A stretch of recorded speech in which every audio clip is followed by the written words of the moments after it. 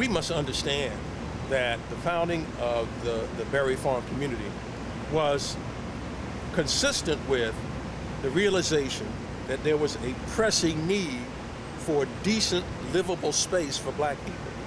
Incidentally, a lot of folks think Berry Farm named after me, but it wasn't, as you know. And because of your work, I've learned a lot more about Berry Farm. Did y'all know this was the first free black community in D.C.? I didn't know that. Berry Farm is the first black community established in D.C. After the Civil War. It's the first place in the district where blacks could own property. So we used to own all this land and build our houses on it. It is an historic undertaking. And although it's not seen that way today because most people don't know the history. It was a model community, believe it or not. It was General Howard's pride. We're at the corner of Morris Road and Nichols Avenue. And this is the boundary of the Berry Farm community. The people that lived this side of from Morris Road back were mostly black families.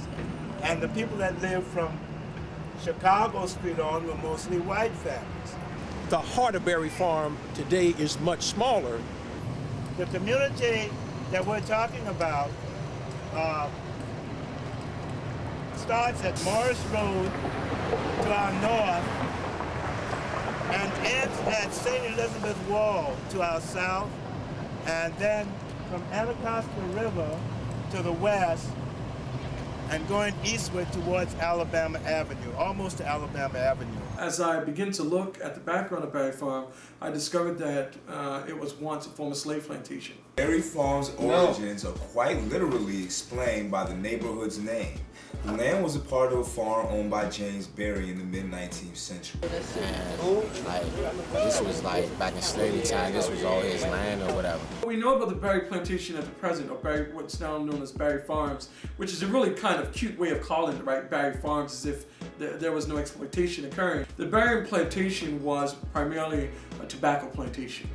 Berry Farms, it was a big hood. Like, it was just big, like... Essentially what they did was they bought 350-some acres of land. 375 acres. That's a lot. That's land right there. You know? That's the 375 acres that was purchased by Howard. And so he, General Howard, J.R. Elvins, and Senator Pomeroy created this scheme to buy a tract of land from the descendants of, I think it was David Berry out in the Southeast.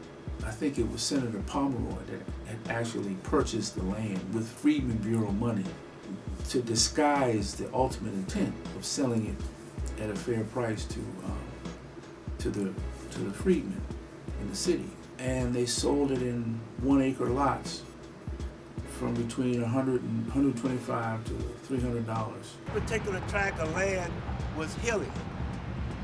And when I started reading the history, I didn't realize a dale meant it was a valley. But so it was hills and dales.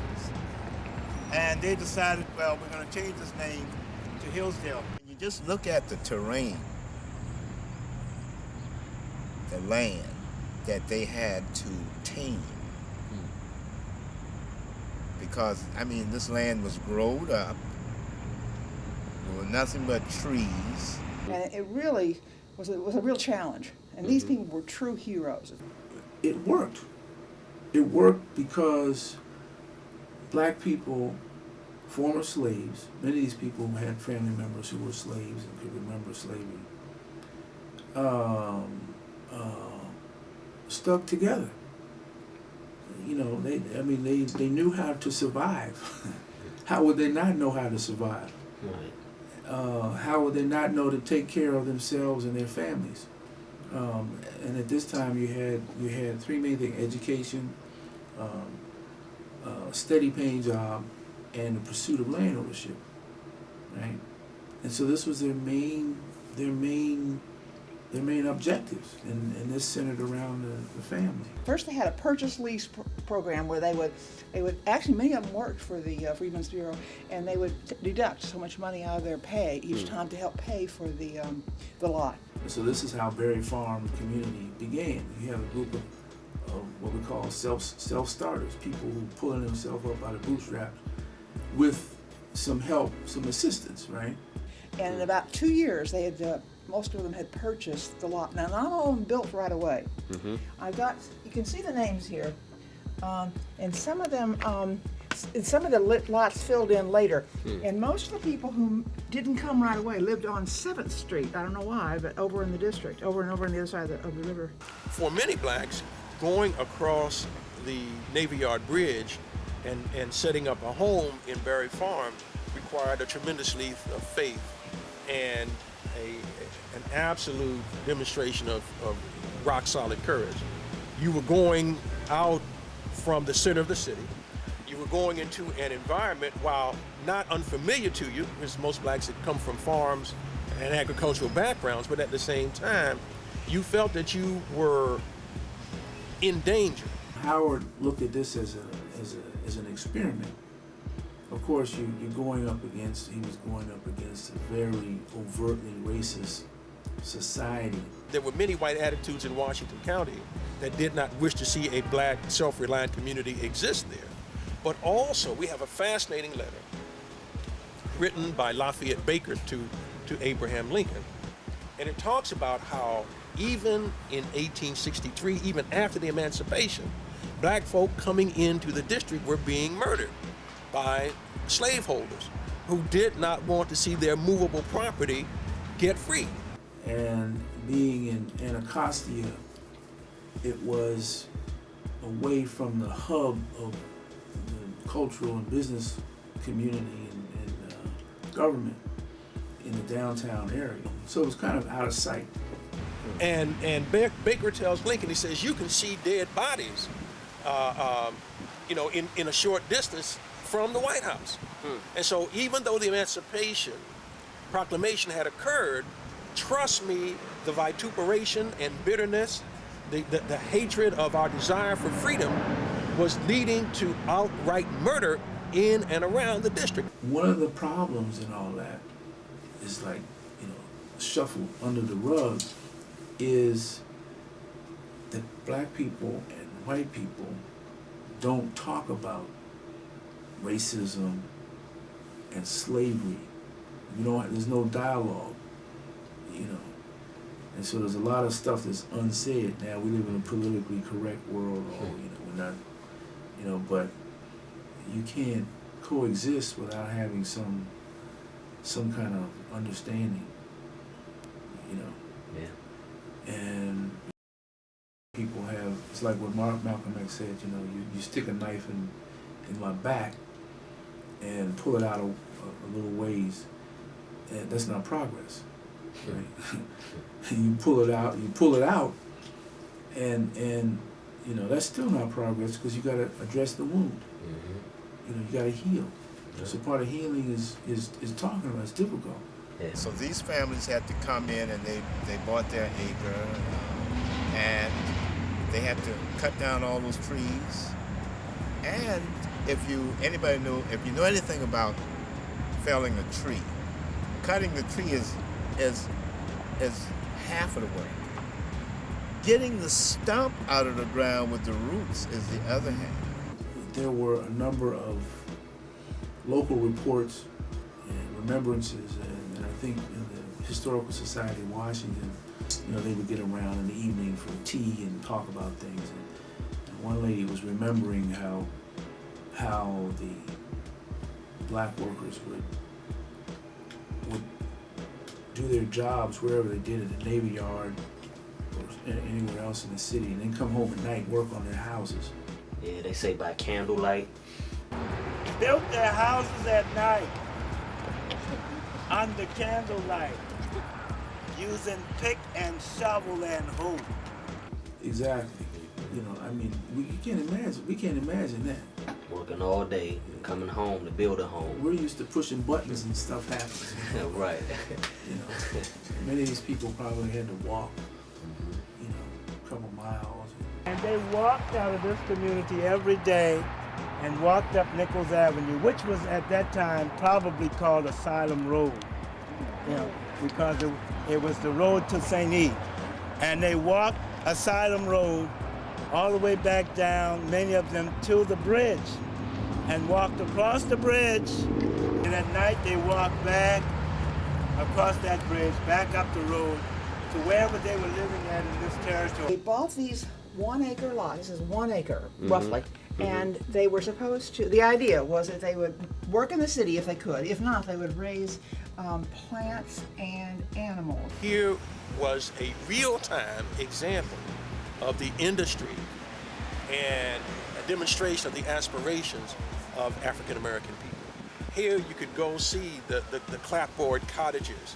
You could see the yards full of pigs and chickens, and the cows that roam the street. You see a little pigeon run past, chicken run past, catch it, chop his head, all we eating. There was only wells, spring-fed and artesian. This is a man selling a pig on the market, and over here is a man who's raised something, maybe acorns or something, and he's selling it on the street.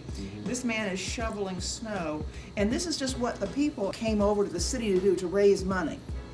So they would, for example, grow the pigs on their lot and then sell them later. And you might find in Berry Farm something that at least has always reminded me of an African village. There were those boys, young boys, who were assigned to gather up everybody's cattle and herd them over to pasture, and then to bring them back in the evening for milking. And we're very successful, very close-knit neighborhood, quite successful. Again, this is what makes Washington D.C. a really interesting place with regards to history, because the first housing site was Berry Farm. Despite the rather primitive circumstances by our own standards today, Berry Farm represented a refutation of the stereotype that blacks were ignorant and lazy, that they were incapable of planning and conducting their lives. It was a shining example of what could happen if you only gave African Americans a chance.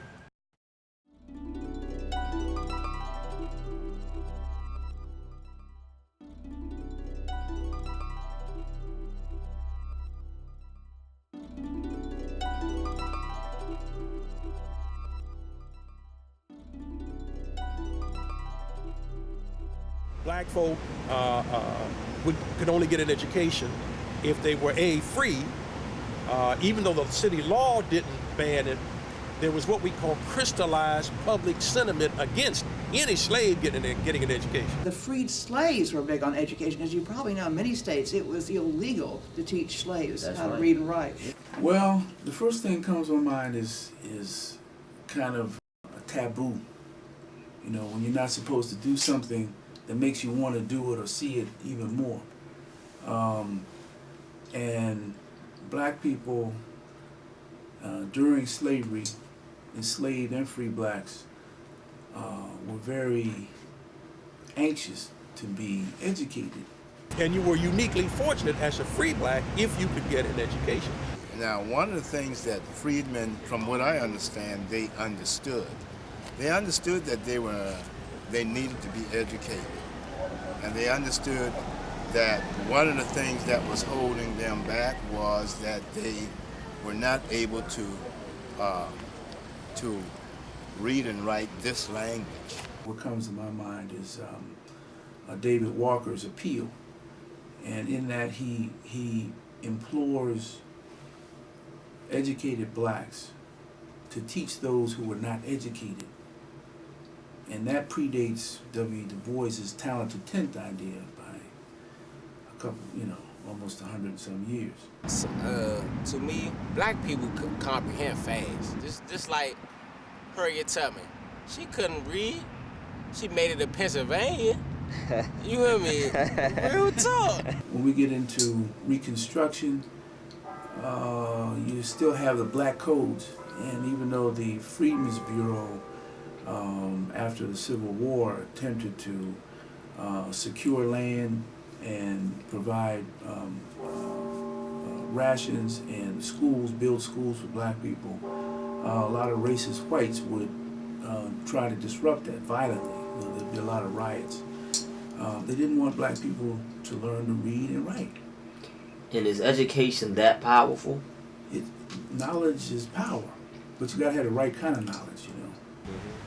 One of the most moving stories that I'm aware of that to me speaks to the essence of Berry Farm was told by General Howard when he was hauled before a congressional committee on charges that he had misappropriated funds.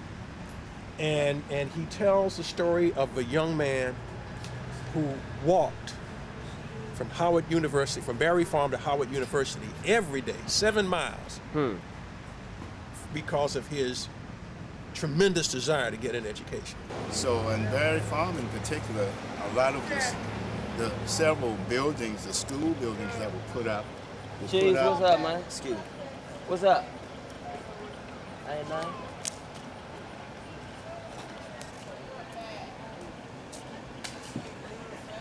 Speaking of college, y'all, any of y'all know anything about Howard University? Are you talking about all the time? Howard University. There's some cute girls up there, that's what I know. Do you know people that go to Howard University right now? No, not that I know of. You plan on going to college? But I don't know about going to Howard University. But I'm going to college. Y'all want to go to college? Yeah, Well, I'm going to go be a mortician. What about you? What you know about Howard University? Too much. You know anybody that goes to Howard? Famous people went to Howard, like P. Diddy. Yeah, P. Diddy went to Howard. Do you know anybody personally who went to Howard? What about you, Cheese? You know anybody that go to Howard? You know about Howard? Any of the programs, anything they offer? Any classes? What about you? You know anybody that go to Howard? And I don't know if we can get anyone to walk today from Berry Farm to Howard University. But that also speaks to how closely brought together, knitted together, Berry Farm and Howard University were. He gave money to the 3 colleges, and the colleges purchased the land. And then as they sold off the lots... And they purchased the land. Yeah. Well, Howard did it all for them, but essentially the land was owned by the 3 universities, 3 African-American universities. And then as they sold off the lots, the money went... And some of them were rented, by the way. When your ancestors bought their lots, that money that they paid helped to go back and fund the start of Howard University. So that's one of the ways that Howard University was first funded. Say out of 10 people from this neighborhood, how many you think go to college out of 10? 2. 2 out of 10? 2? Yeah, well, 2 out of 10. How many graduate high school? 4. I'm gonna say 4. But I get maybe 5. Maybe 5 out of 10? Graduate high school. So everybody else, what happens? If you're not the 2 or the 5, then what happens? They're on jail. Well, Howard University and Berry Farm's community were established in the same year. They share a common history. And the relationship between Berry Farm and Howard University, obviously founded by the same man that was the motive force behind Berry Farm, it is strange, it is troubling that Howard University today is not more closely involved in the Berry Farm community. You represented DC. What's this about? In the house. That's on this Saturday from 4 to 6. We're gonna have a community dialogue. We're gonna visit this little-known historic relationship between Howard University and Berry Farm, the community that you're in right now. What did you learn about the history of your community in Anacostia? I ain't never go to class, huh? Keep it 100. You went to Baloo? Did you go to class in social studies? No. God, boy.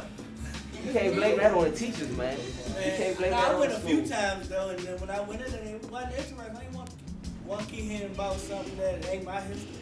I feel the same way most of them feel, because when I was in school, they basically taught us about European history and that transference into what they call the New World, America. They didn't really talk about Africa and the diaspora. Now, the first thing I heard about from in history that's dealing with America is Christopher Columbus and etc. After him getting here, supposed to discover America, which he didn't. But you know what I'm saying? And stealing people's food and spreading disease and all that. Yeah, really raping our little people. But give him his own holiday. He the man. They're not being educated in a way where they can recognize the struggle of their ancestors, but how that plays a role in where they are today. And they're not inspired as a result. I think their focus on math and science and reading is pivotal, but it's sad that we're at a point in our communities where our young people should be learning about culture, arts, history, religion, and ethics, values, social studies, so we can teach them how to think and how to love. Let's break down the word history. What does that mean? How can you break that word down? We say what? His story. His story. So what does that mean? What does that mean to you? Each own person's interpretation, each own person's outlook on what they've been through, not necessarily coming from real 100, taking everybody else's personal struggles into consideration. It targets one area in one person's life. Usually, accepted history is the history that's told by the winner. So the people who've conquered, the people who have won the wars, the people who have taken the land, their history is accepted, and their interpretation of the history of the peoples is accepted, even by the peoples.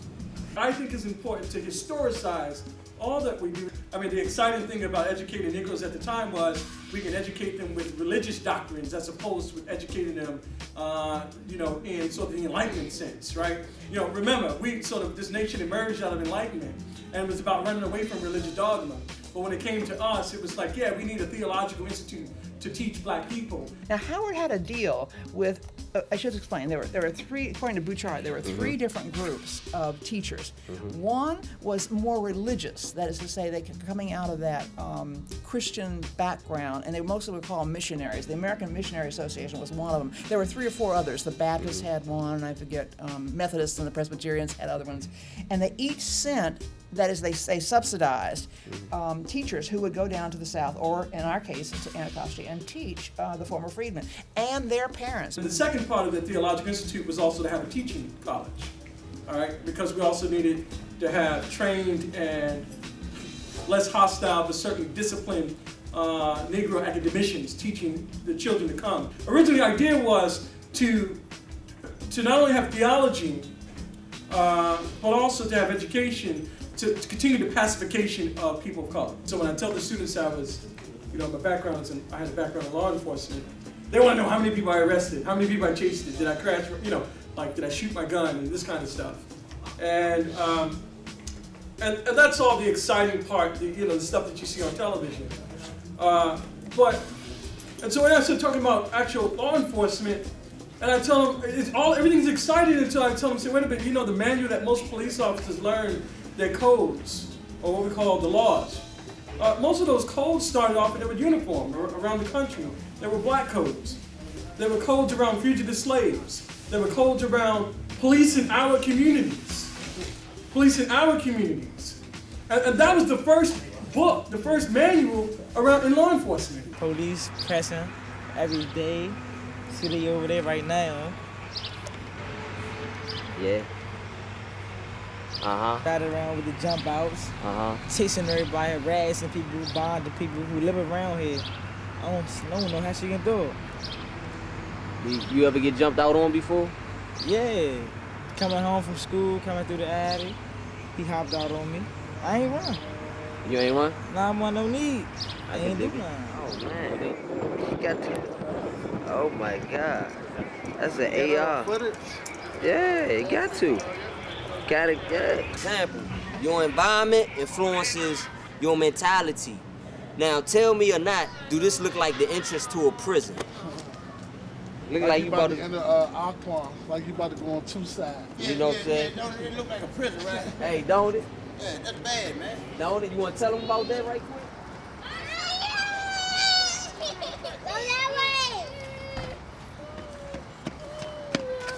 Step on the gate.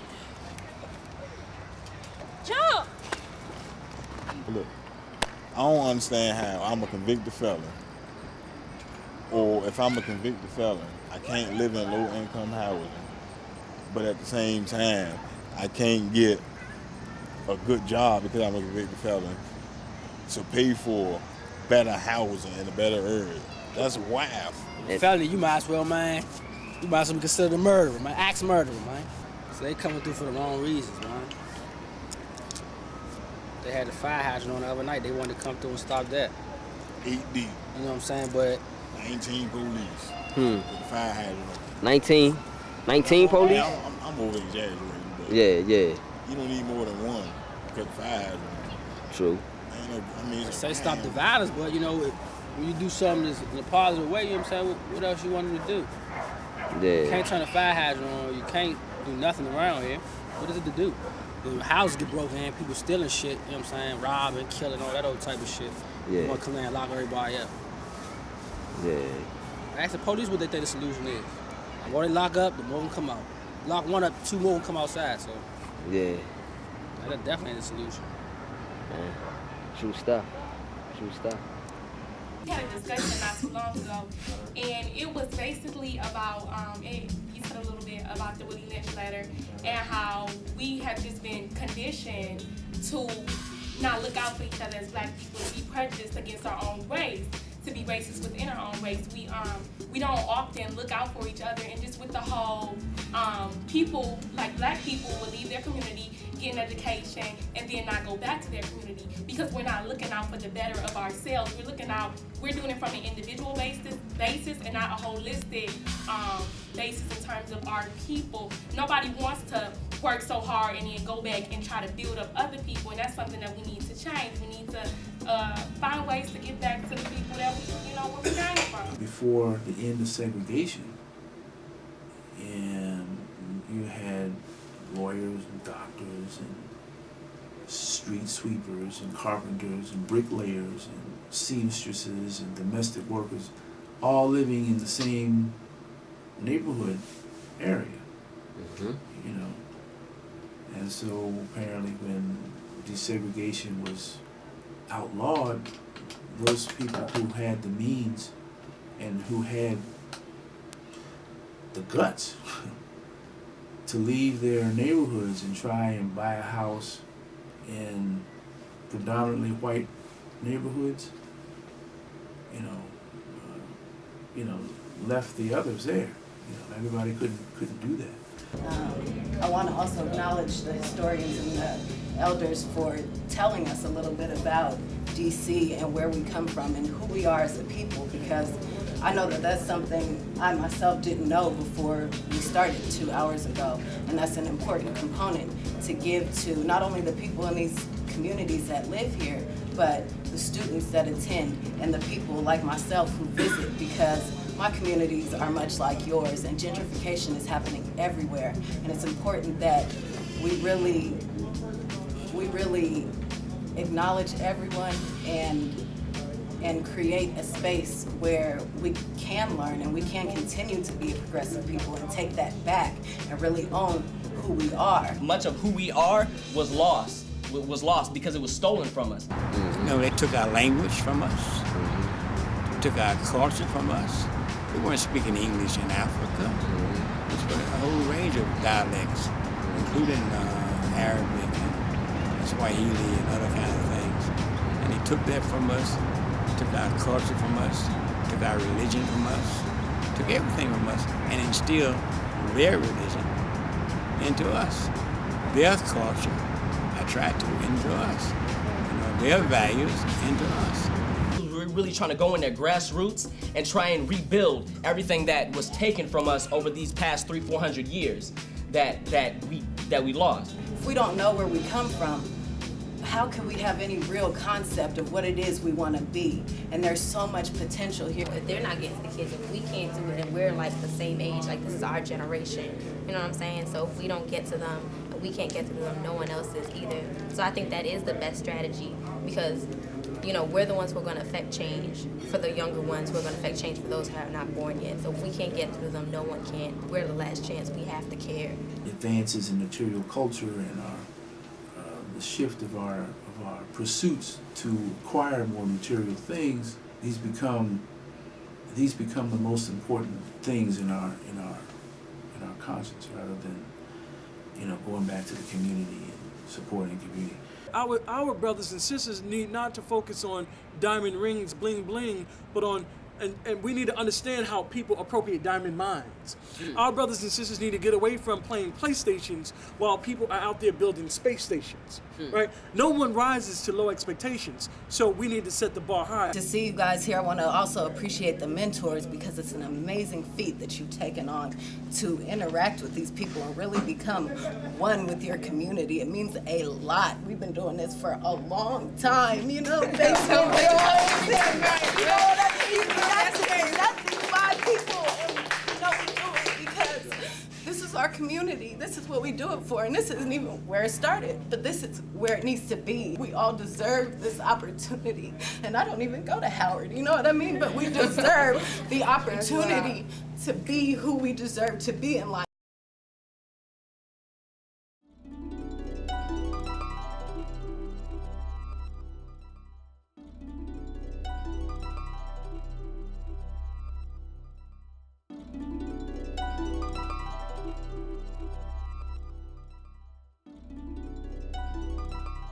When I first moved down here, it was beautiful.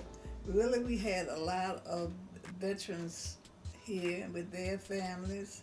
We could go out anywhere in the community. You could leave your back and front door open.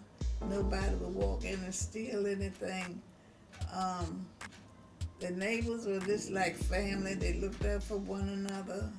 The children wasn't in trouble at that time. They believed in killing and carrying on like they are now. It was like a calm, clean, quiet community.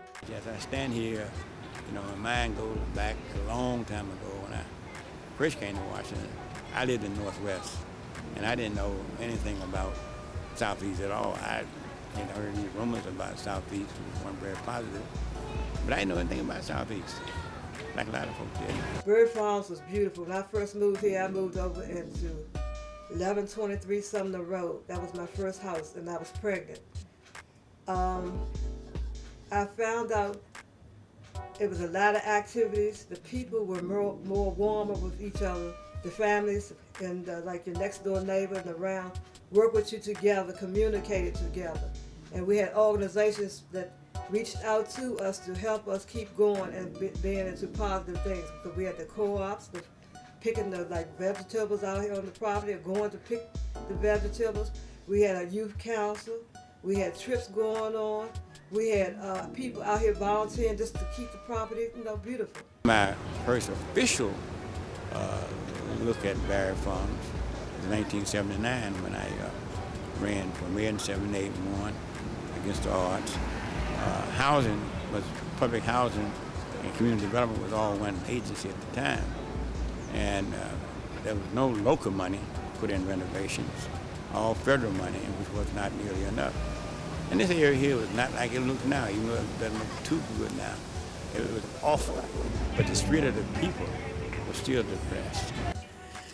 Well, we had concerned parents at that time, and they were close to their children. Some of them would walk to school with them, see what they were doing in school. I know my husband and I worked as an LPN nurse at GW Hospital.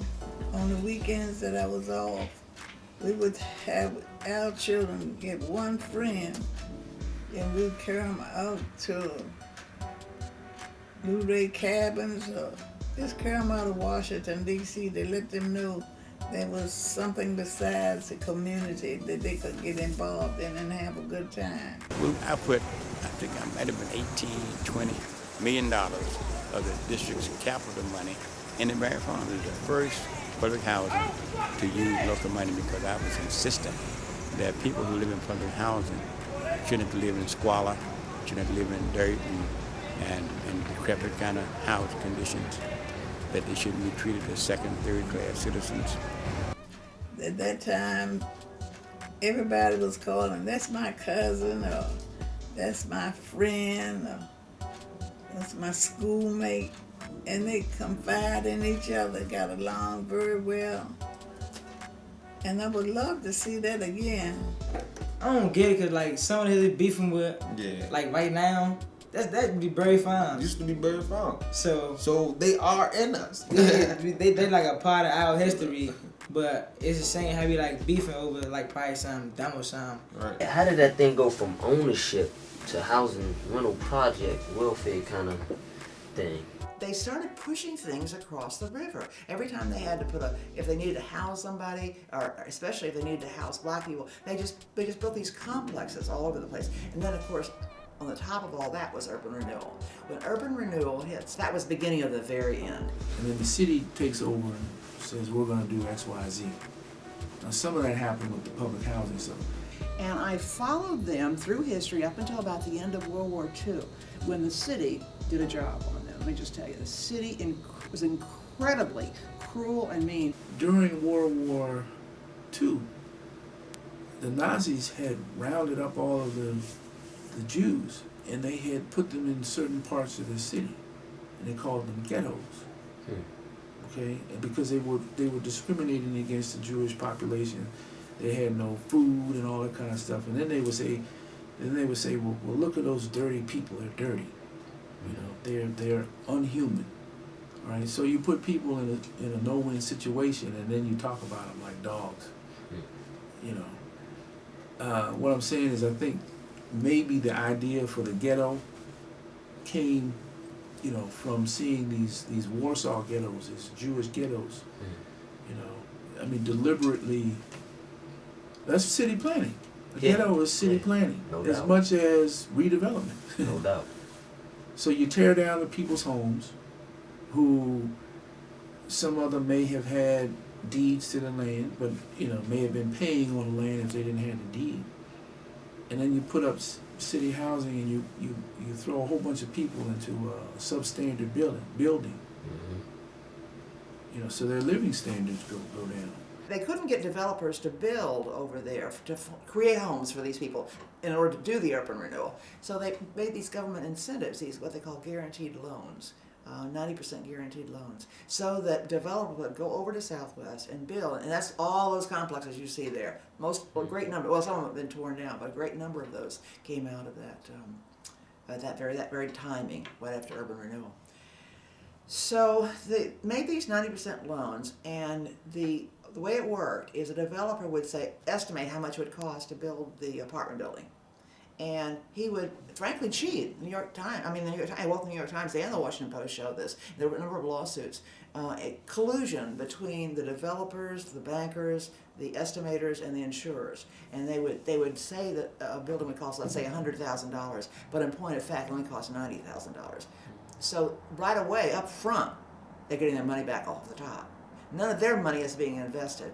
And since none of their money is being invested in this, let's say a complex, apartment complex, there's no reason to keep it up. There's no reason to provide security. So naturally they went downhill at no time at all. And they didn't have to worry about the defaulting on the loan because it was guaranteed by the federal government. So that was the beginning of a cycle in which apartments were built, filled, not maintained, and ran down. So that's the problem, the ugliness. And we still have that situation today with the problem of public housing, but with the added problem of the perception that, well, it's just culturally inherent that black people are prone to violence and crime. But I think the circumstances help facilitate that.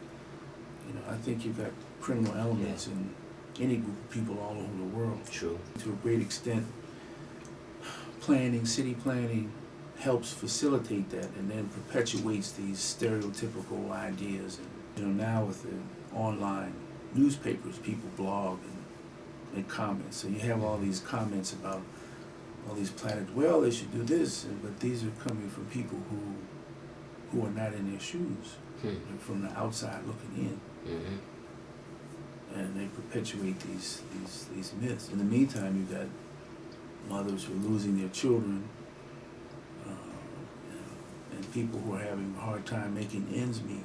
So you see how You see how like people now from Berry Farm, they walk down the Cosby and pop the fish. But back then, people used to walk to like Popular Point, they go fish. It was a good little fishing site. We told you get guys who would get stands and set up stands to try to make money, these sort of small ventures into economic development. Well, that happened with residents at Berry Farm, where they would go to the riverside, fish, and then bring their the collections and cook them downtown, etc., and sell them just like it was a hot dog stand. But that was economic development. So they cut it off, put a big old railroad track. Hey, but it's gone right now. A big old railroad track. Put a knock highway. everything off. Then they built Suitland Parkway. You had the B&O Railroad that came before Suitland Parkway that cut the community's access to the Anacostia River. And then, of course, they built 295 here, and 295 connects the military infrastructures here in Washington, D.C.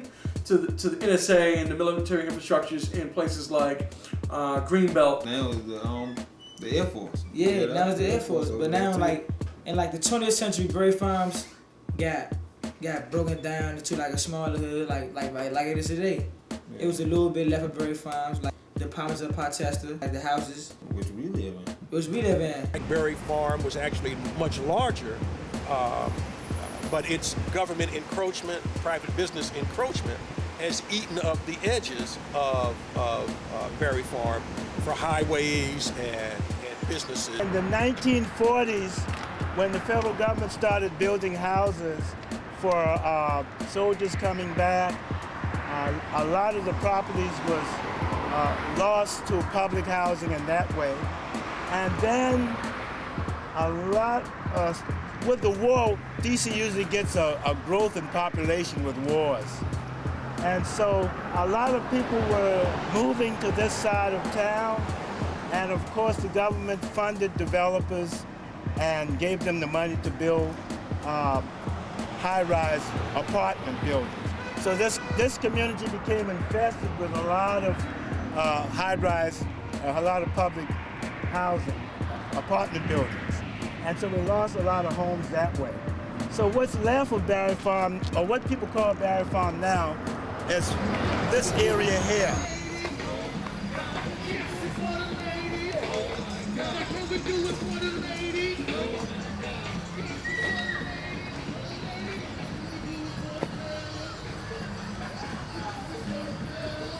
What time the Skins game come on today?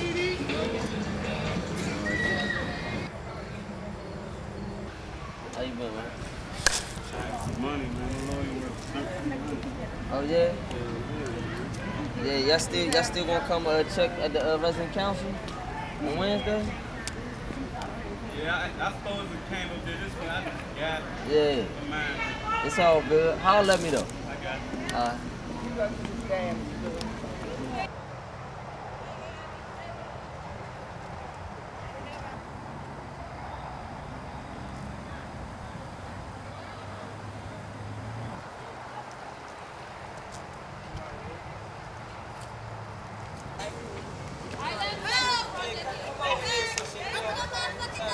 You know, y'all around the farm.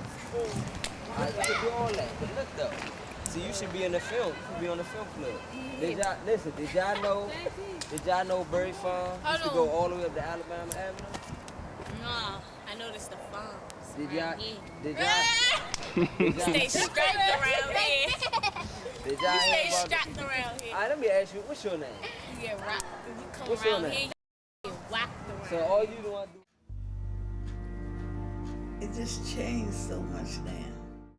We don't know. It looked like you woke up one day. I was living on Smith Street. Like you woke up one day, man, did so-and-so just walk down the street with a gun in his hand? I mean, literally that bold. They had, I don't know what those guns, they had the little hook handle or something. I don't know, the little skinny thing. And I mean, just, walking around, just had guns like somebody had just dumped guns in our community, basically. Because we didn't have no guns, we don't make any guns. So they were dumping guns in the community. Wonder why. Then all of a sudden you notice this new drug called crack. Well, first I have to say that black people didn't invent crack. it was not a homegrown.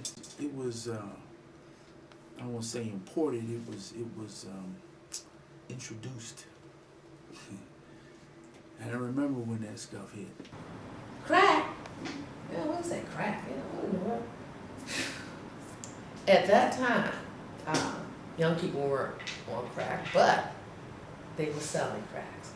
They had a lot of people come down from New York to give crack to people in the community to sell. And guess who they were selling it to? Can anybody guess? Yes. Who did they Other sell? people in the community? Who? What kind of people? We know they're people, but Older people? who? Older people? That's right. People, mothers and fathers? That's right. Uncles? Parents, the adults, Grandparents? were on crack at that time, hard, and their children were selling it to them. That was deep. Isn't that deep? Yeah. I mean, you talking about deep. It laid waste to a lot of people who otherwise probably wouldn't have, you know, gotten into that stuff. When I first moved around here, I heard stories about it, you know what I'm saying? So I was a little... What kind of stories did you hear? Drugs, killing every day, shooting, police around here 24/7, which it is. Just kept feeding stereotypes about black people and maybe certain black communities being prone to violence and drug use and drug selling and all that. And I think, you know, eventually, you know, we had this war on drugs thing, which in my estimation was really a war on the black community, or the poor black community. It was really, really sad, because then this community, which was a working class community at that time, children, you know, coming from homes, always coming to the Senate nice and clean and happy, blah, blah, blah, just didn't have a lot of things to do. But, you know, at least they were clean and fed. Those same kids began to come to the center, uncapped, clothes uncapped, hungry, mad and angry. You know, I closed at 9 o'clock, didn't want to go home. You know, it really, this community, and like so many throughout not only DC, the country, when crack hit, end up really affecting the young people, the children. And it became sad and sadder and sadder. The children became angry and angry. And so to survive, what happened? More people started selling crack. But then it involved, you know, people not just in poor communities. It involved even white folks. You know, I mean, you used to see. Well, see, I grew up in both Hillcrest, Southeast, and in Petworth, Northwest, and particularly up in Petworth. You see white folks coming that didn't live there. They came to go to the crack houses, buy the drugs. You know? And there was a big open air drug markets, territories. People start getting territorial. You can't come over here on this block. This is my block. You can't come over in this area. This is my area. Because everybody selling crack. I look out my window. It was a crack house, apartment building on 21st Street, which, like, to me, if you all ever see New Jack City, did y'all see that movie? Mm. That, seriously, that building was just like that. It devastated a lot of people. Some of my friends I know got caught up in it, and you know, they got in it and tried to get clean, and one of my friends ended up, you know, ODing. You know, I mean, it's sad. But they didn't invent this stuff. You know. True indeed. My brother died over there. He fell right there in that block right here. He had his hands in his pocket and somebody came and snuck up on him and hit him. It's grimy, you know, it's gonna be grimy. We in the ghetto or whatever. Real shit. Fullies. What kind of thing is that, man? 9mm 40. Get shot on this porch for real out this drink, man. It ain't nothing out here for me no more, you hear me? Back when I was younger, you know, did whatever I had to do, you know what I mean? I'm getting old, I'm tired of this, you know what I mean? I'm tired of can't even go to the station because you might get shot by one of your brothers, you know what I mean? Can't even go up the street because we beefing with somebody up the street. Can't even go down the street because we beefing with somebody down the street. Good thing I got a whip, you know what I mean? So I gotta go around the street, you know what I mean? Yeah. Still probably get shot at, you know what I mean? Yesterday we were about to get shot at. My big cousin was coming home from work at the stadium. He was coming home, man, his business. Some little youngster started shooting. He got hit in his head. His friends came back, tried to get him. Then he went to the hospital. He fought for his life. He fought for his life for 3 days. Then he died on the 26th. His funeral was packed. At the funeral, I don't know. They seen some of the little youngers. So the little youngers started shooting towards the funeral and shit. Police got all over him. And then, you know, we retaliated. I think a lot of love and understanding, closeness has left our community because at that time, there was a time that people talked love and showed love. If a child had a problem and they couldn't get it solved at home, there was a neighbor that would listen, throw an arm around them and say, let me see if I can help you. What's the problem? Yeah, I don't see that, I don't hear that anymore. I think the biggest problem today in Anacostia is that first there are no jobs. I see people within the age range of say 19 and then maybe 40. I see them walking around the streets without jobs. It's hard to get jobs out here right now. Jobs. That's all they take is a job. It ain't nothing out here. They definitely ain't hiring fellas. Trying to find a job, they ain't trying to get nobody to action. Man, job, it's administration for now. Trying to find a new job. That whole thing lock everybody up. That's definitely right. Yeah, true. They hard to find, man. They hard to find. And if they did have jobs, I blame the schools for not preparing them. Our children is lacking in school about a lot of things because our teachers are not really teaching them. They're worried about getting that paycheck, how they look or whatever wise like that. They're not really giving them children education. Historically, it's been that problem. There's been inequities in education before the Supreme Court decision, inequities at much counties in the South, and that, you know, our education system after integration, that's when things started tumbling down. Nowadays, I don't know what they teach the kids, man. But back then, the teachers had rules. Back then, a teacher could whip your ass in the classroom. And I'm a testament to that. Bernie Elementary School, right there, where all of us went. Back then, the teachers whipped your ass. Took you in the bathroom, paddled, whipped your ass. These days, the kids whipping the teachers. So it's rough on the teachers. I gotta take their side on that. It's rough when you got the kids acting up, and then when you try to correct the kids, the parents come up there and won't fight you. So I didn't come from that school. Back then I was coming up to school, checking on my kids and my daughter, and they look at me, Dad, why you coming? Because that's what my mother and father did.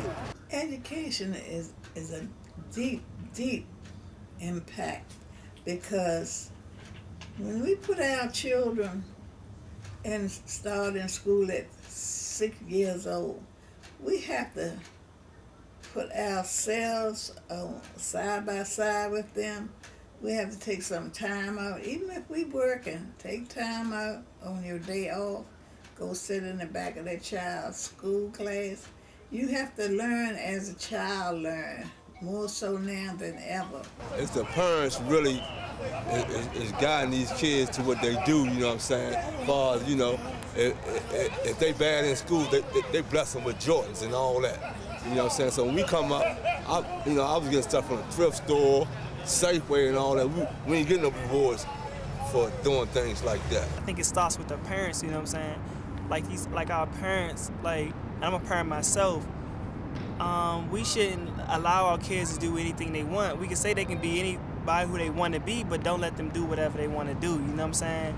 always be able to check your child, you know what I'm saying? Show them what's right, show them what's wrong, you know what I'm saying? Have that set aside attention for that child, you know what I'm saying? Because a lot of parents just say, yeah, go outside and play, you know what I'm saying? They never really check and see what they're doing. They just outside and their mama told them to play. So whatever they did was they thought was right. They just playing. Once the structure and the stability of the family breaks down in any community, anywhere in the world, you're gonna have certain negative connotations.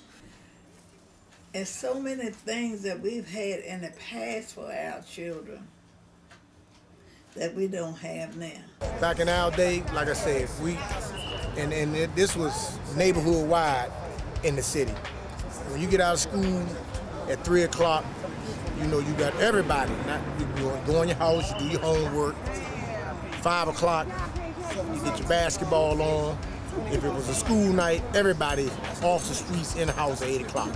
Ain't like that no more. You know, we had recreation activity. We had baseball, soccer, swimming, everything you could imagine. Recreation back then was recreation. In the city these days, they don't offer all that. You gotta go out to the suburbs to get that. So the inner city kids suffer. The kids that's coming up today, they are suffering because it's sad to say that they don't have the luxuries today that we have. They have some luxuries, but we had something to do every single day. These kids today, their game is breaking in cars, robbing people at the subway station. The same problems that afflict Berry Farm today afflict many urban centers. And we're looking at a situation where we can no longer depend on, if we ever really could, on our elected officials to assist us in getting everything that we should, that our community should. The schools are lousy. They've got some charter schools. I'm sure you've seen those. I think that probably is a step in the right direction. But in general, they just don't spend much money over it. The city, whenever the city had a problem, they pushed it across the river. Blue Plains, sewage treatment plants, crime, whatever, they just pushed it across the river. In this period of economic decline, and if we look at the city's 2010 budget, the poor and the low and moderate income folk are taking it on the chin. They're going to be disproportionately affected. So there was every expectation that there will be less assistance from the city. And so black people more than ever will have to do what the early residents of Berry Farm did. They'll have to form alternative networks, information networks. And we have now, through the internet, if it's used by committed people, an opportunity to form an alternative clearinghouse for education, for jobs, each one teach one, each one reach one. Every time you ask for something to be done, they get paid or something like that. And we're trying to make it where something can work out with our people to make them recognize we're trying to help them to better themselves and their children. And just because it's saying money always doesn't make it matter. It's you yourself. You got to have that love, faith, and happiness and good health to keep us going in this world. And we're going to have to stop looking to the services of the city. We're going to have to reach out and rebuild the bonds of a family that existed in the Berry Farm community traditionally. So it's messed up, man. Ain't no guidance out here. And then with somebody like me that been in the street trying to talk to them, they don't want to hear it. They know it all. They know it all. But the thing is, there was a lot of trust and there was a lot of closeness. I mean, I could go in, if I didn't think I was right about something, I could talk to my neighbor and ask their opinion about something, how we as a group could do things together. See, back then, they had trust in people. That's like if we was going to war, I'd roll with him because I know we probably ran away together and all that. Now, you can't trust niggas now, man, because it's how, you know what I mean? People dying every day, you know what I mean? It shouldn't be like that. Everybody on this road now, probably beefing with the next door, they beefing with them, and they beefing with that next door. Or it's probably something stupid. So what's so hard about squashing the beef and stopping the violence? It's a pride thing, man. It's an attitude. They don't want to. They want to represent their hood. Whatever street you live on, you're going to say, don't go through that street. You know what I'm saying? Yeah, they go hard around there. So you had to respect their neighborhood. They respect what was going on. So back then, though, we used to have fights, young fella. Fist fights. My neighborhood, your neighborhood at school, fist fight. Next day, we back in class, done deal. Ain't like that no more. You know what I'm saying? And then they go to the Go-Go's, right? And they get in a little beef. They know where you stay at. Yeah, he from Parchester. And then they ride through, but guess who gets shot? Somebody ain't had nothing to do with it. Yeah, you're right. You know, these niggas so petty, so scared, they'll shoot you in your back, right? If you a man, you get your gun, I get my gun, and let's walk toward each other. Now let's see how much of a man you really are. But no, you do drive-bys, and then you hit innocent people. Don't shoot till you see the white of their eyes. Get your man. You want to talk about old history? That's how they used to do it in the revolution. Don't shoot till you see the white of their eyes. But these coward-ass niggas supposed to go hard, but rumble them. Throw them up. Let me see how hard you go. No, they don't even fight no more. You know what I'm saying? They want to kill you. Fist fights, the knives, bats. Now, everybody, you never know, the youngest guy on the block could be 11 years old now these days, and then they got guns. You know, they feel like they got that power, but when they commit the crimes with that, when it's time to do the time for that, or they cry like babies. They cry like babies. They're not gangsters, they pranksters. You know, but while they on the street with them guns in their hands or wherever they got them, you know, they the big bad wolf. But when the man get them and they get up there and face that judge, they cry like babies. You can't look at the hood as a downfall. You make you who you are. If you want to be addicted to the hood, then that's how you gonna be. It's like the old saying. You live by the gun, you die by the gun. Bang. So to these kids today, all that killing and hating on each other, they gotta stop. But that only leads you to the graveyard. You ain't going nowhere else. Look at the youngster that's dying today. Look at the obituary. 20, 18, 19, 15, 16. All these gangs out here is, you know, I ain't Martin Luther King, but I try to do my part in my neighborhood and in this town to bring everybody together. And you're doing your part. Yeah, you're doing a good job too. Now you don't get the impression that this is a history of a community that came from greatness. You know, that these men and women actually built Washington, D.C. literally as laborers with people such as Benjamin Banneker, for instance. I did more research because I couldn't believe it. Like, where I came from was this big. People who I read about now was living here. Like, good people. Like, not no bad people like you see now, but good people, like, who done stuff with their lives, or at least tried to do something, or who made your life better. Berry Farms.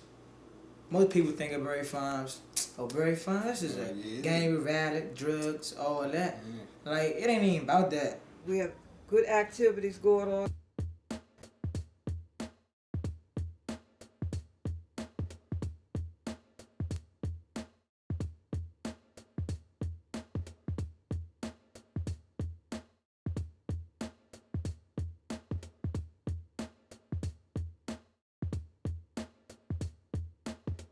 We also had the Beavers playing football.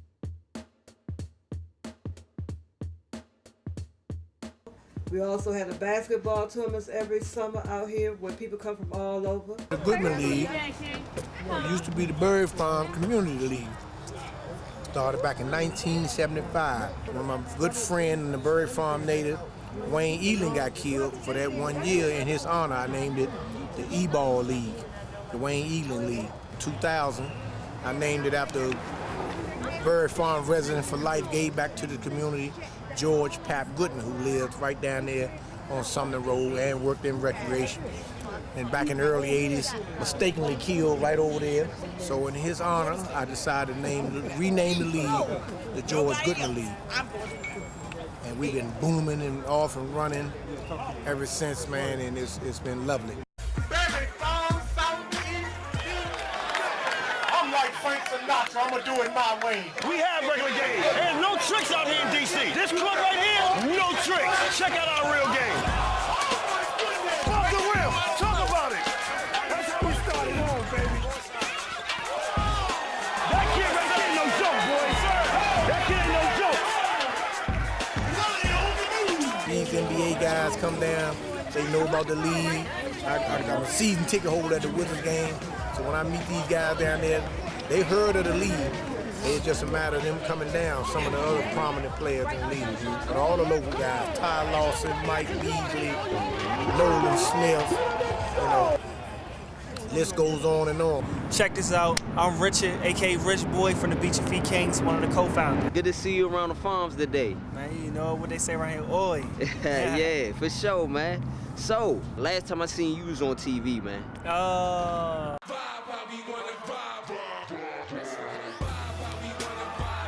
Tell us about that experience.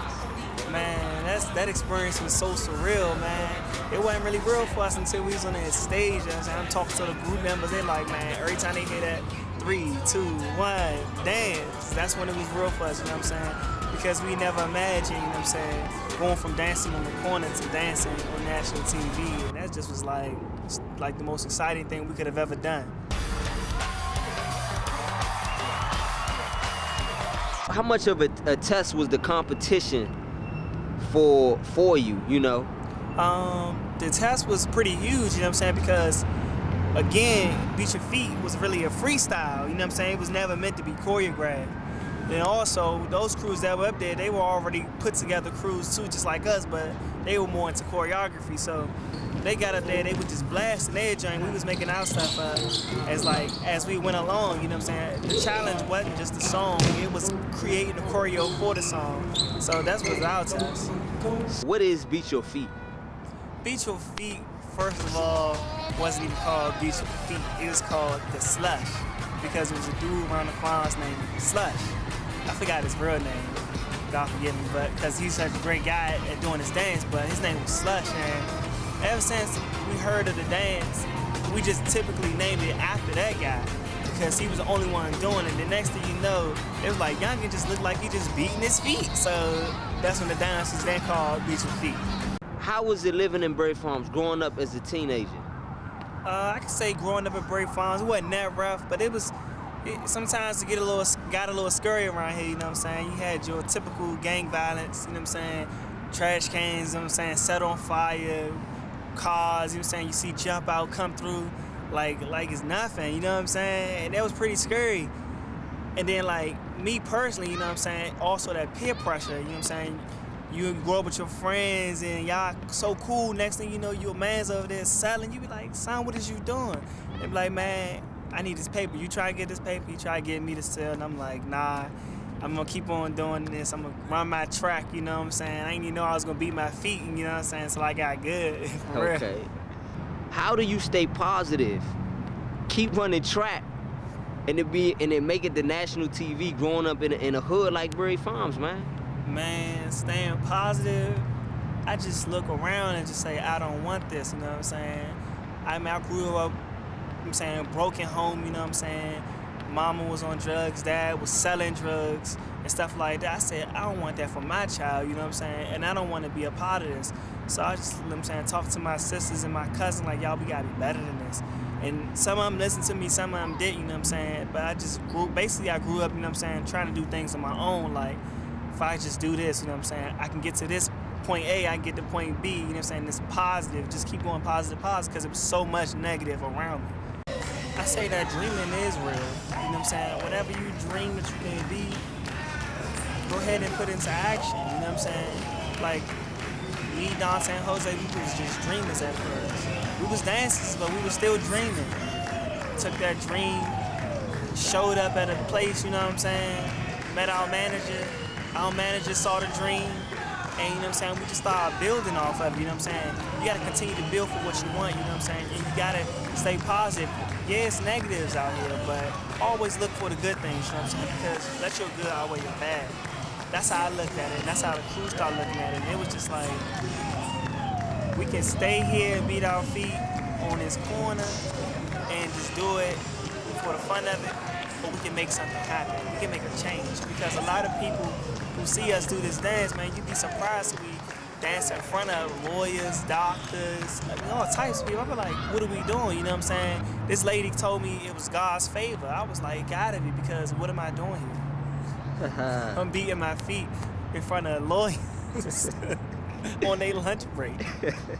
We got different stuff going on in the community, but people just don't know about it. Yeah, like when something good come in, somebody dumb or bad take it out. That's how that is. Then you get more police, then you get more problems. That's how it is in the hood. Now, as much of a challenge as it was in 1848, where Sam Edmondson or Daniel Bell and Paul Jennings were free men. Sam Edmondson was a kind of an indentured servant, a leased man, I guess you could say, to some extent. They had families, and the most important thing to them was preserving their family. And they were willing to run away, to work 3 jobs, to die for their family. And everybody understood that the goal in this case was to make something better for the next generation.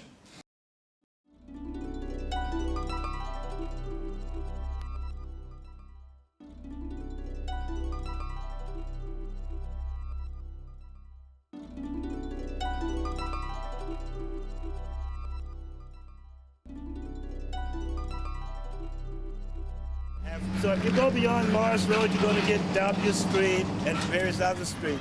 And of course, W Street and V Street and the other streets were named for presidents. But somewhere along the line, they changed the names to fit the grid patterns on the other side of the river. This community was one big community, and a lot of separation began to come to the community with a lot of development. The demographic changes that are happening are one of 2 things. One is part of relocation, and that's been going on since the city was founded, really. Shifting people, poor people, from one end of the city to the other, or even just out of the city altogether. In Berry Farms in particular, when they started the public housing projects during and after the Second World War, it isolated these communities. And then you had in the 50s the freeway, Southeast Freeway, and the Frederick Douglass Bridge and all that stuff. So it isolated them from the rest of the city. So there was whatever development was going on in the city didn't happen. They were left in neglect and poverty, which was the intention. But with that being said, many of the original homes that were built in Berry Farm were knocked down in the 40s through the 50s with the United States Slum Clearance Act in the 40s and the National Highway Act in the 40s. But someone asked about the development coming to the area, and can we talk a little bit about the development? Well, I really think it's going to impact the community quite hard and harshly, because the community as a whole don't think they're going to move anywhere.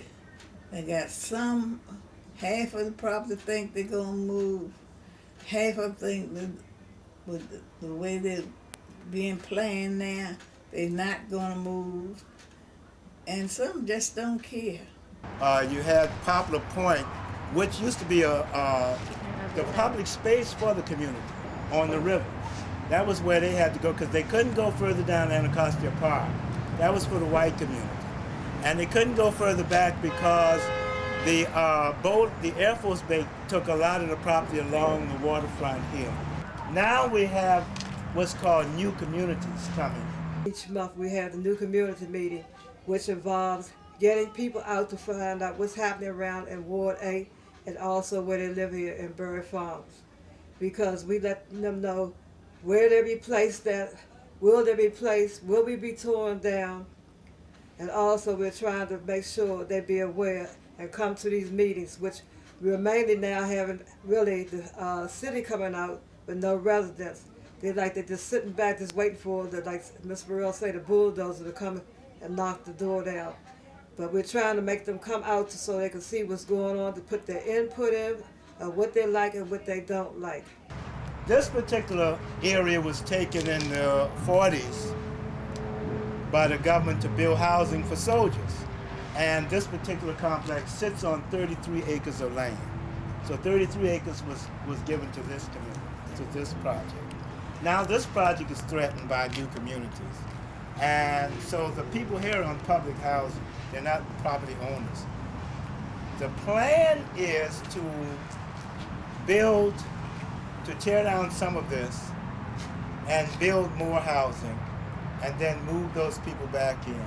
And the people who are living, well, move the people who are still here into those, tear down some more and build again until they get this developed all the way to the river and to Poplar Point. I got turned on to Berry Farm because Berry Farm was designated in 2005 by the New Community Initiative Act to be raised and for a new community, a mixed use and a mixed income community to be sort of erected in its place. And I thought that this was the same thing happening over and over again.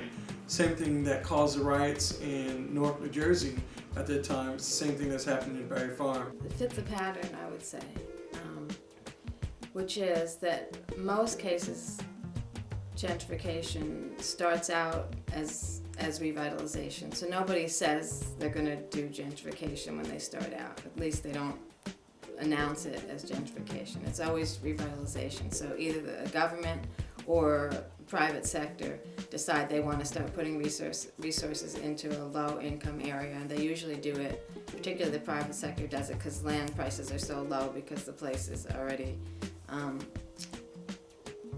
very, low income or burned out or whatever, that kind of thing. So in the case of Berry Farms, you have the government deciding to revitalize, and so they do the things that normally are the first procedures. You put in public transportation, like a metro stop. You start to fix up the infrastructure, like the roads. You might build some public buildings, like an office building, or house some branches of something there. You invite the private sector back, so you get all the developers interested and excited. You start selling off public land, either because that's the cheapest thing to sell, or it might be the only thing that's still vacant. Some cities even will take away, property that have absentee landlords and use that as part of the revitalization. The new thing now is to do what's happening at Berry Farm, which is to somehow include the citizens, at least have meeting, come and have meetings with them in their neighborhood. And so that's sort of the newest piece, because before all this used to happen, in back rooms downtown, and you didn't go to the neighborhoods and talk to people. So now it's supposed to be more humane because you're supposed to get community input. People who have a low income, and so that's a class issue, right? Just economically. Doesn't say anything about their mental state, or their sense of community and family, and what their ultimate dreams and desires and goals are. But it sends a signal to the public, well, they're poor and black. And so beyond that, there's nothing else that you need to think about. The new thing now also is to build mixed housing, but what that means is that you take down affordable public housing and housing that was affordable to very low-income people, and instead you put in housing that's affordable only to middle and upper income people. But again, it's a trend because it's called mixed housing, because the notion is you mix up, you don't put only poor people by themselves in housing and only rich people, you put a little bit of both. But what that means is you have very few poor people, and most of the housing is geared toward the rich. And then you even have the definition of what's considered affordable works against poor people in cities, especially because what they use is what's called the area median income, which is a measure of the median income for the whole metropolitan area. So for DC, that includes Fairfax County, Montgomery County, which are two of the most richest counties in the country. Yeah. Right? So you put that with Prince George's County and the DC neighborhoods, and you get, I think right now, at least in 2009, the median area income was like $99,000, which is just incredible, you know, and we know that Berry Farms, the median is probably more like 30,000. I know the area that I work in, Shaw, the median is about 38,000 now at best. But the affordable housing that the city is planning to put in Berry Farm is based on the median of 99,000. So for them, affordable is about half of that, 50 or 60% of that, which is like $50,000 or $60,000. So we still haven't even gotten to the median of the people who live in Berry Farms. True. So even though they're consulting people in Berry Farms, asking for some ideas and saying that they're getting people ready for this, in the end, people are going to be screwed, if you excuse my language. Because the model says that they're going to put in housing for people making $60,000, $50,000 at the least. It's the Hope 6 policy and this derivative, the new community initiative policy, which says that in order to improve poor communities, we have to pull them out of these dangerous criminogenic spaces and mix them into communities, mixed income communities, right? And what we've discovered is that often these people pulled out and they become homeless or they're thrown into the streets, they're not replanted into viable communities. It happened at Sheridan Terrace too. I remember going to their meetings up at Wilkerson, and like there were 300 families over there, but only 11 families that they found. I don't know, maybe they have found some more by now, but it's a lot of displacement when families move from sites. We now have in our presence Mayor Fenty.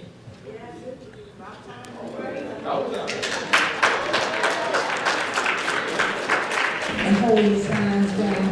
Thank you, God bless you.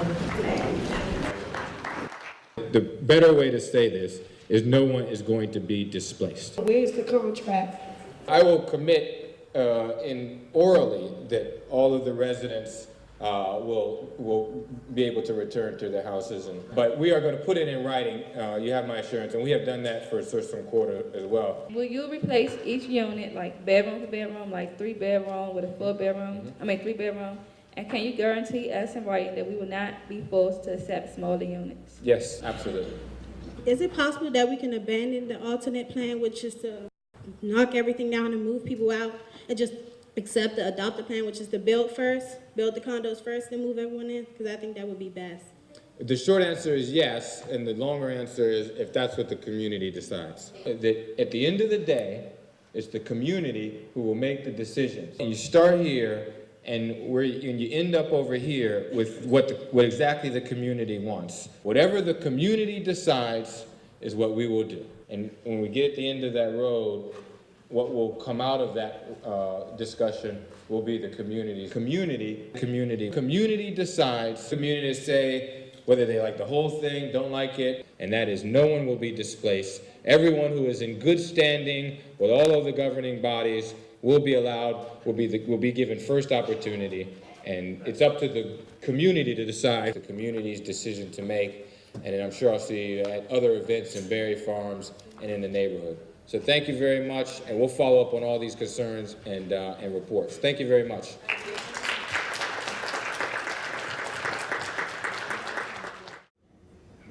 Our residents are living in a fantasy. The mayor has been out here and told them that they could come back, but he didn't tell them what they had to do to come back. They have to realize that they have to be employed.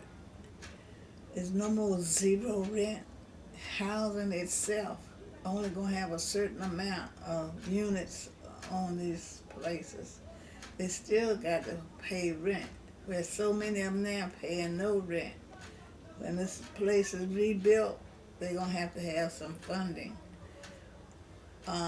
They got to realize they got to pay the utilities, where they're not paying now. It's all included in the rent.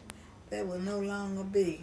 I try to get the residents to realize that at Henson Ridge before they went up there, but they wouldn't pay me any mind. So now they're getting a lot of people sit out up there because they don't work and they don't have no income. what can you do? How can your voice be heard? Right. Well, the best thing is to try to anticipate. So as soon as you realize something's happening, to try to organize. Organize the people in your neighborhood. People need to feel empowered and need to get their voices heard. So organize, have meetings, talk to people, get people in who can explain the pattern and tell people what's happening. Get people in who have a different vision and can say, it doesn't have to be like that. We can revitalize, but you can still stay here because we can do community-owned businesses and, try to force better jobs so you can get a higher income. So then you can afford, even if the property tax go up or something, you can afford to stay. So there's ways to look at local economic development that's community-based, community-empowered, community-owned, and try to either do it on your own or do it through community organizations, or force the city to help you to have some community ownership, that kind of thing. So, but that all takes informed citizens who are willing to be involved. So that's why you need to go door to door, talk to people, get as many people in the neighborhood as possible. And then you can do things like go to hearings.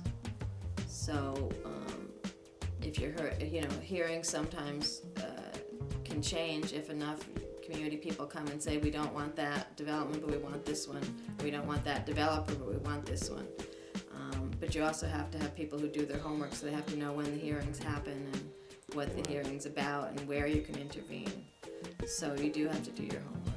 And the third strategy is actually to work with the developers themselves, and that's called the community benefits agreement process. The community first has to figure out separately from the developer what they really want, right? What are all the issues? What are the most important? They need to have some notion of prioritizing. Is it jobs? Is it affordable housing? Is it space for a business? Is it money for a school? What do you want? And then you list that all out. Then you meet with the developers, and your bargaining chip is the developers. As I said, usually they need a zoning change or they need to show that they've had community input or something. And so your bargain is you're not going to support them in the zone change, or you're not going to sign off that they have community input if they don't agree to at least some of your demands. And then, you've got to negotiate, and sometimes you can get a lot out of them, and sometimes you can get a little out of them, but at least you can get something out of them. No doubt. So it pays to be informed. It pays. When you have to be informed. They got rid of the historical homes through direct knocking them down or through what we call demolition by neglect. This is a systematic attempt to erase the history of a people from the geography. And so my concern is once you get rid of the Barry Farm community, even the street names itself is part of that history that we should protect. And my fight is to preserve that community and to preserve it in such a way that when people look back, they can say that this was a testament of the goodwill, not just of white abolitionists, but also of slaves who were committed towards their own humanity.